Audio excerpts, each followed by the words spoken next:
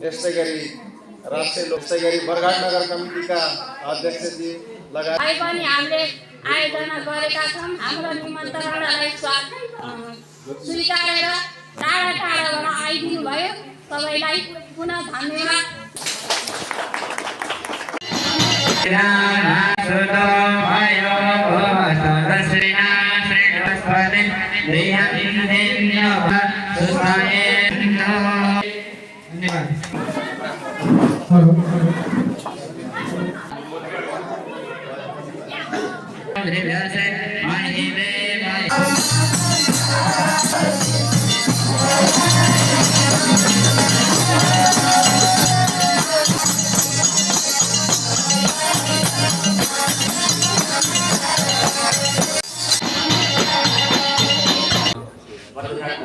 समितिको सचिवको हैसियतमा सम्पूर्णलाई हार्दिक नमस्कार गर्न चाहन्छु। हाम्रो यो स्थापना गर्दाखेरि धेरै दुःख भयो। जसले जन्माउँछ उसलाई यो कठिन कार्य हुन्छ र यो जन्मिसकेपछि यसलाई हुर्काउनु बढाउनु पनि झनै गाह्रो हुन्छ।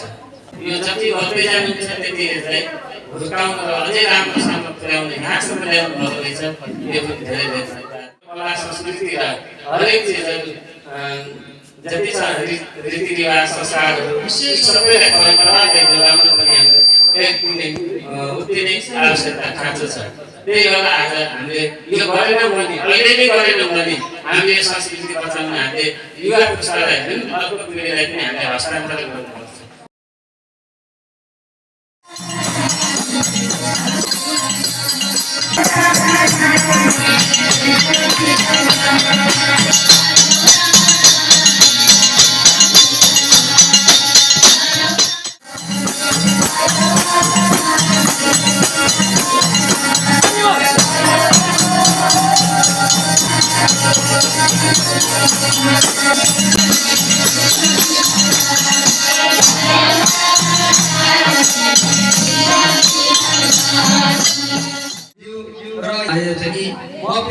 शिव पार्वती भजन समूहको अध्यक्ष, जिल्ला कार्य समितिको सदस्यको नाताले यहाँलाई हार्दिक धन्यवाद दिन चाहन्छु।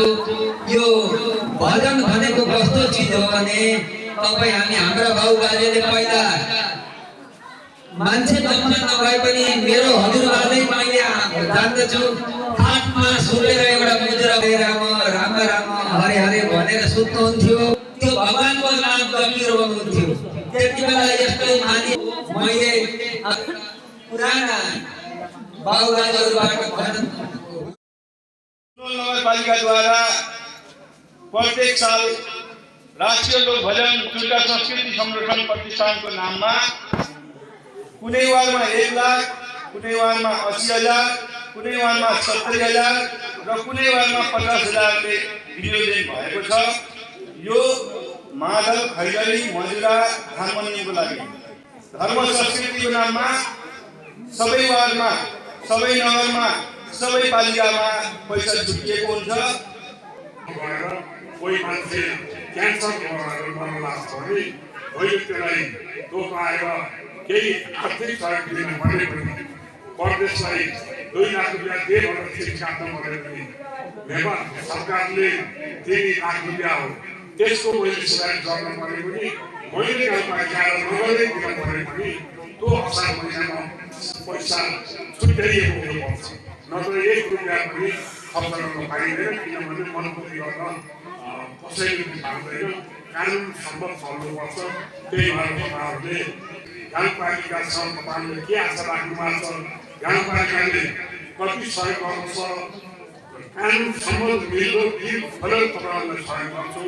यो कार्यक्रम म पनि एउटा बाङ्गो छोरो पागदानी भएको हुनाले तपाईँहरूले पागदानी साथै यो भजन ल्याउनु भएको छ। अब मगर हुन्थ्यो भने सालै चोकको सबसे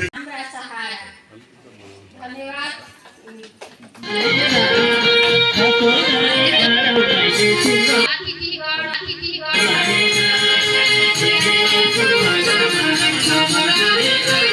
आजीवन सदस्य